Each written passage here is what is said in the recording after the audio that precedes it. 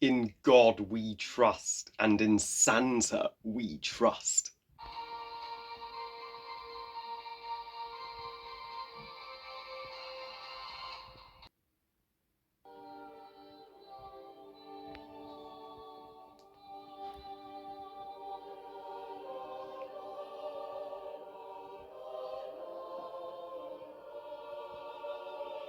Miracle on 34th Street, the 1994 remake of the original 1947 version of the same name, directed by Les Mayfield, and tells the story.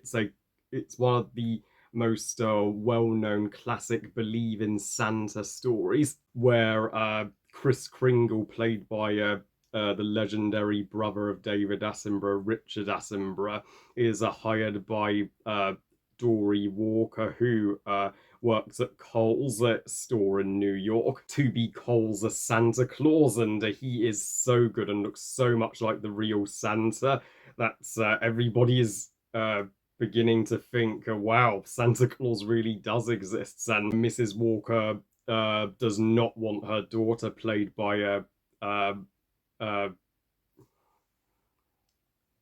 though Mrs. Walker does not want her daughter Susan, played by Mara Wilson, who we all know from Matilda, to believe in Santa whatsoever. Convinced her daughter will one day grow up to be like she will, and will experience the disappointments. But then Mr. Bedford comes into their lives and as a potential new husband and father figure to Susan, and when Chris is sadly framed for a crime and taken to court, where uh, uh, where some are determined to prove that he's not Santa. It's all down to Mrs. Walker, Mr. Bedford, and especially Susan to prove to everybody that Chris is Santa. Now, this has been a long emphasis on long requested Christmas review on my channel, so welcome to my very first Christmassy review for 2023. And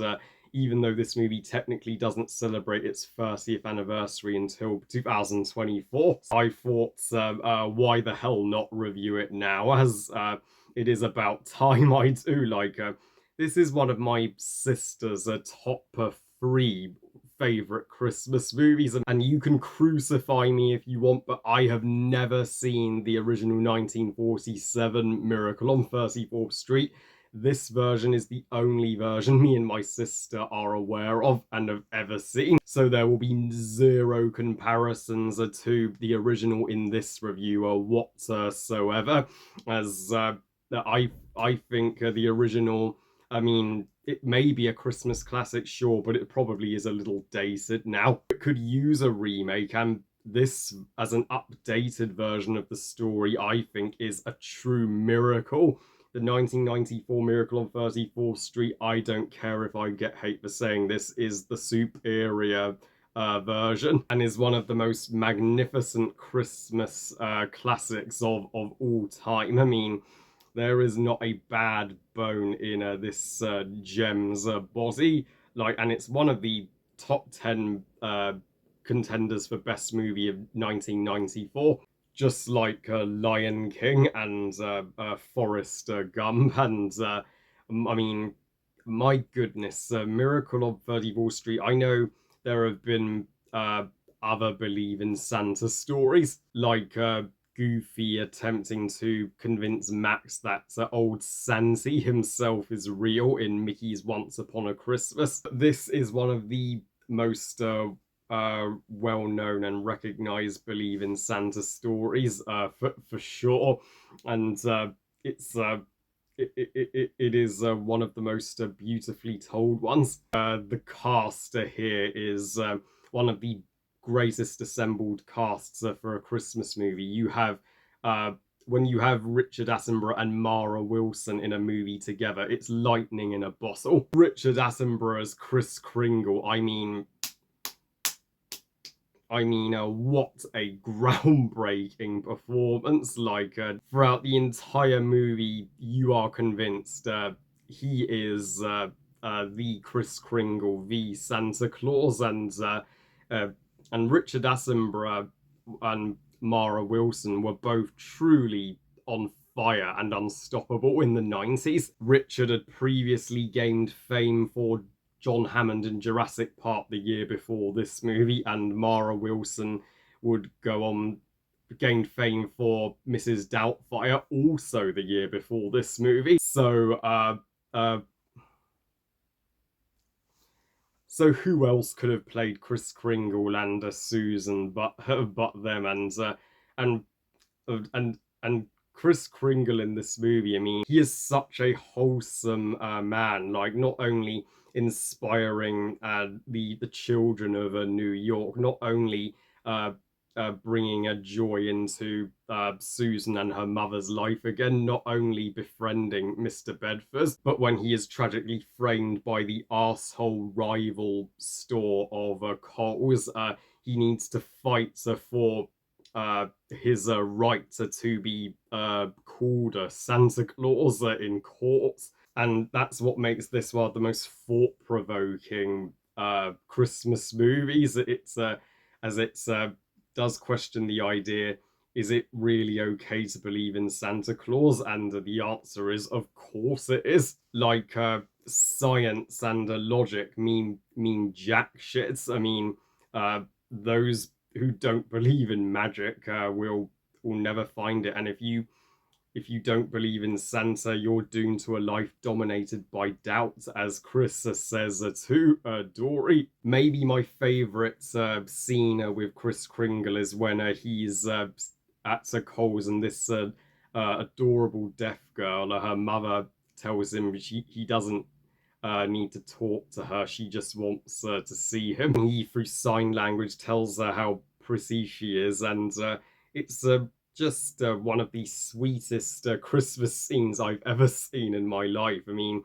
that scene is the uh, literal heart of the film. So how the fuck can critics call this remake worse than the original with a scene like that? I mean, do any of the Disney remakes have any scenes like that? No, siree. And clearly, the best character in the film is Susan. I mean, this is uh, most definitely Mara Wilson's greatest role. She is one electrifying child actress. She is the female Macaulay Culkin of her time. Both of them rose to stardom in the 90s, and she is the biggest believer in Kris Kringle. She never doubts him, knows that anything is possible for him, and without her, Chris never would have won the court case. It's her that presents the dollar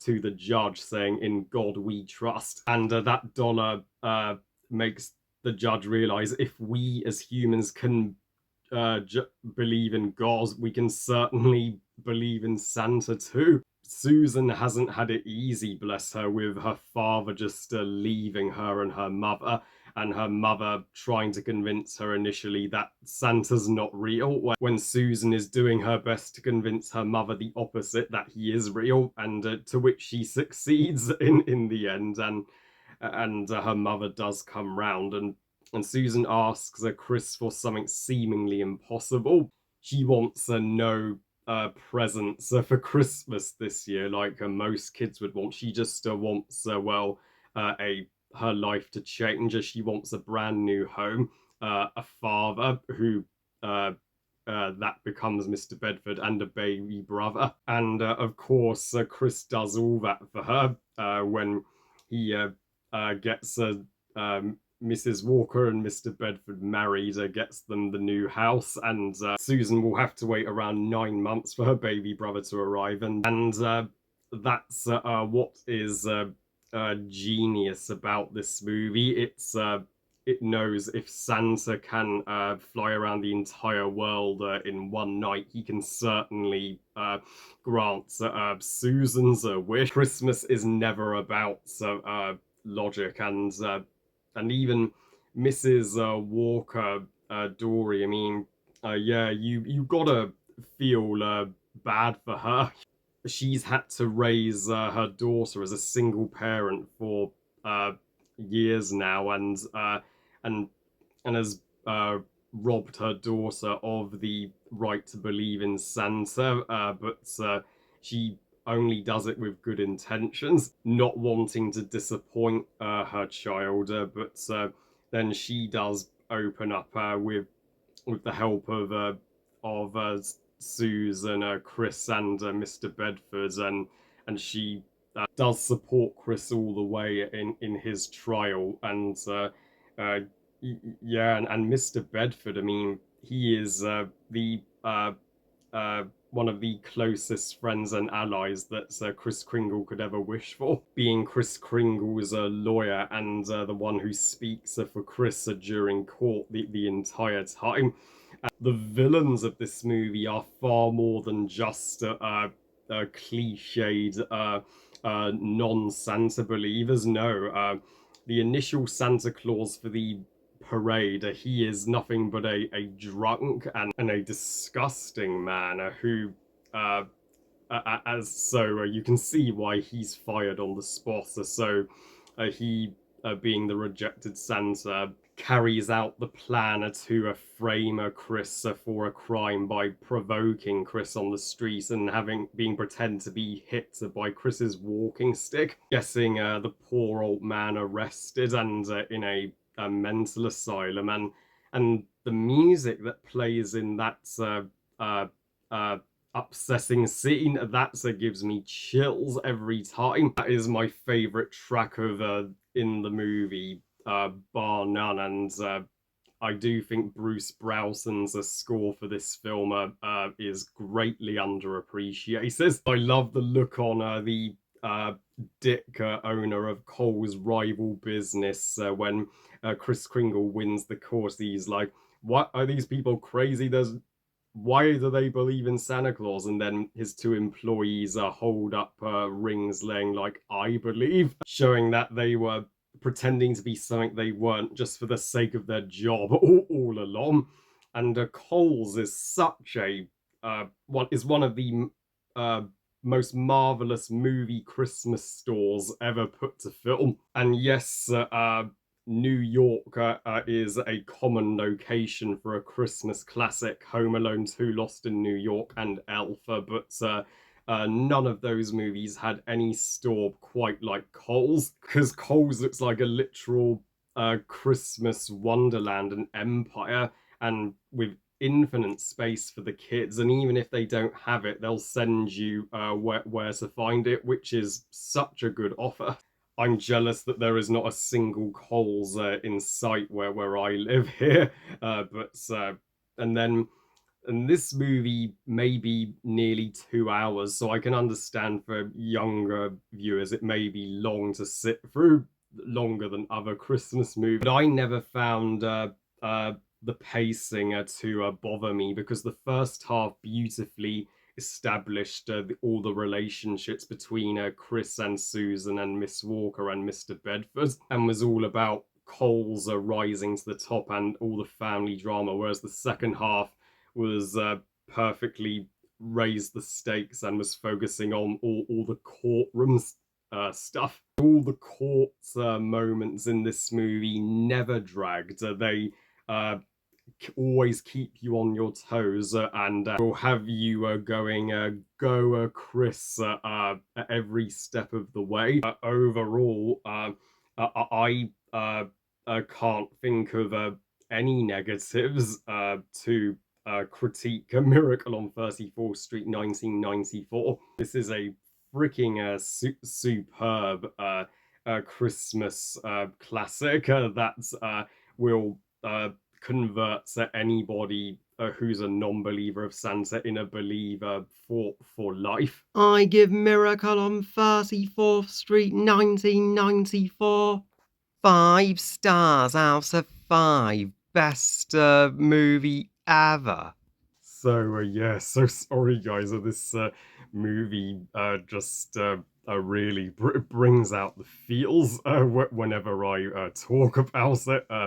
So yeah, I no doubt that I will get to see it later this year with my sister once again. And yeah, I love you guys. Thank you for watching. I hope you guys enjoyed my first Christmassy review of 2023. And what are your thoughts on Miracle on 34th Street 1994? Do you also deem it superior to the original like I do? Please comment and let me know. Please like this video and subscribe. Please follow on Twitter and on Instagram. And I'll see you all next time when I will be reviewing Wonka very soon. And for another Christmassy review or rant, I may talk about the atrocious sequel to the wonderful Mickey's Once Upon a Christmas. Its evil twin, Mickey's Twice Upon a Christmas, which we all know sucks. And remember, movies are us. Bye, guys.